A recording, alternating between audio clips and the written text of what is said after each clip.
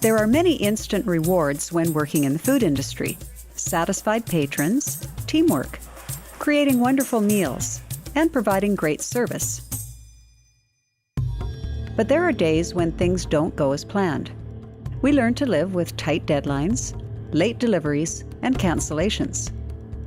One thing we're not prepared for is when someone becomes sick as a result of our service. Or even worse, when as a result of our service, someone loses a life. Even if this only happens once, that's once too often. Unfortunately, it happens much too often. Food poorly handled allows microbes to grow. Eating this food makes people sick. This is often referred to as food poisoning. In this video, we will call it foodborne illness. Health Canada estimates that 2 million Canadians suffer from foodborne illness, and about 30 of them die every year.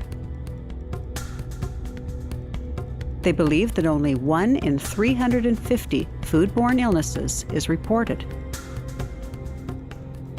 The annual cost related to foodborne illness and deaths is estimated at more than $1 billion. From its initial production to the time it reaches the table, food is always at risk of contamination. Where we can't eliminate them, it's our job to minimize those risks. To do so, we must learn how to prevent any food-related illness from occurring.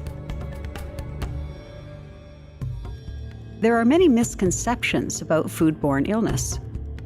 Many of us believe that pesticides and food additives are the main reasons why people become ill from eating food. The truth is, in North America, foodborne illnesses caused by microbes rank as the #1 way people get sick from what they eat. People seldom think of foodborne illnesses when they have stomach aches or belly problems. They believe that gastrointestinal upsets are generally caused by flu bugs. But in fact, many are caused by contaminated food or water.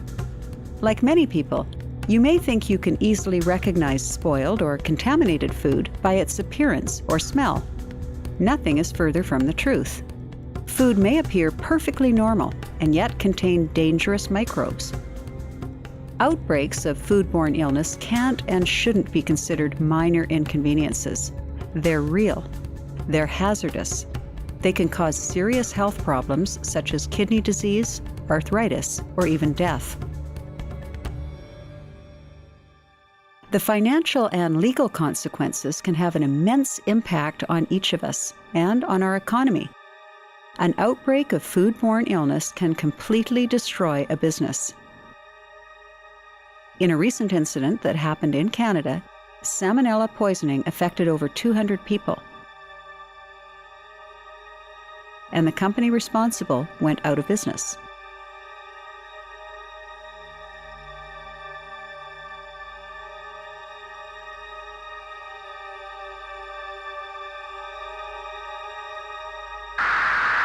There are 10 improper food handling practices that cause most outbreaks of foodborne illness. Improper cooling. This is by far the most common cause of foodborne illness. Knowing how to cool foods quickly to safe temperatures will greatly reduce the risks. Advanced preparation. This is a common practice in food service for a large gathering. But preparing food long before it is eaten increases the risk of contamination. Infected workers.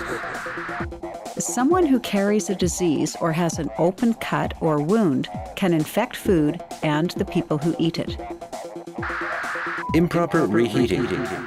Reheating food improperly is a major cause of foodborne illness. This often happens when a microwave oven is used.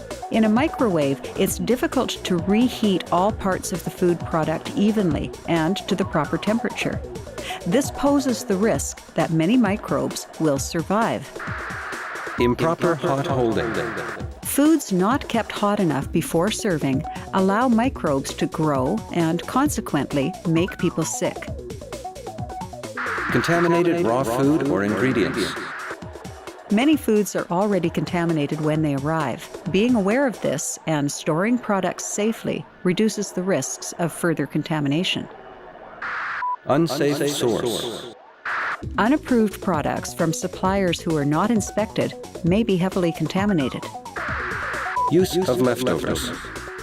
Making another meal from the previous day's leftover is a routine example of recycling leftovers.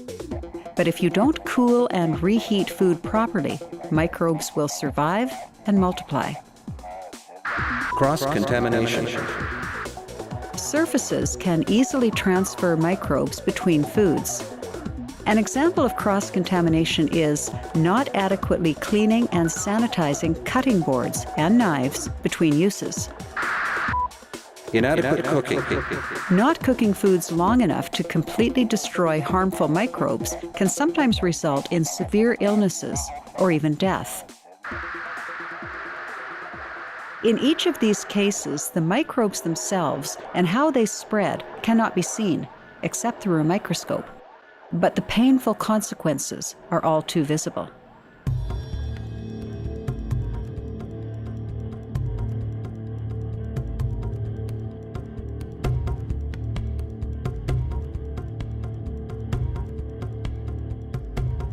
Understanding how foodborne illnesses occur and using preventive procedures can lower the risks significantly. But knowledge is only one component. Changing behavior and personal attitude is what the Foodsafe course is all about. Foodsafe is not a set of rules that have to be memorized. It's a way of thinking and operating every day. No matter if you're a beginner in the food industry or a seasoned professional, the dangers are the same. Foodsafe provides you with a set of tools that you can use in your everyday practice to lower the risk of foodborne illnesses.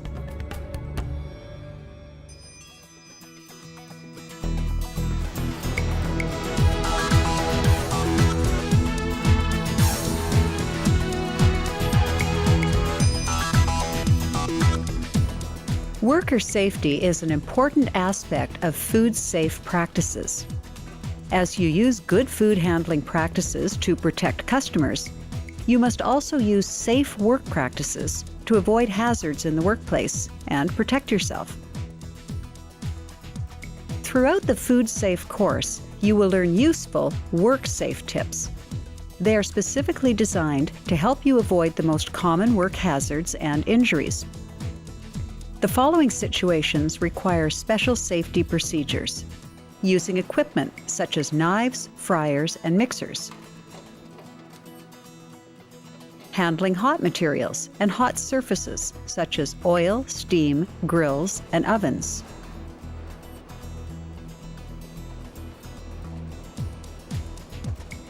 dealing with slippery floors and cluttered walkways, loose flooring, and water or food spills, anything that can lead to tripping or slipping, lifting or carrying materials,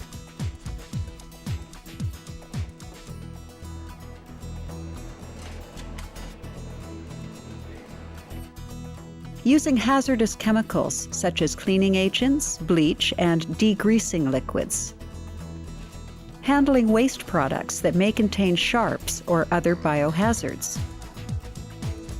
By following safe work procedures, you can avoid many hazards in the workplace that can lead to serious injury or disease. Workers have both rights and responsibilities. You have a right to a safe workplace. It's the employer's duty to inform you of any safety hazard in the workplace, address any hazard to your health or safety, establish safe work procedures, provide you with the training and supervision you need to do your work safely. But you are also responsible for the health and safety of yourself and your coworkers. It is your duty to follow all safe work procedures, report any hazard to your supervisor or employer, take care to protect the health and safety of yourself and of those affected by what you do or don't do. If you're not sure, stop and ask for help. The key is to adopt safe work habits and to practice safe food handling techniques. Together, These are the best ways to protect yourself and those around you.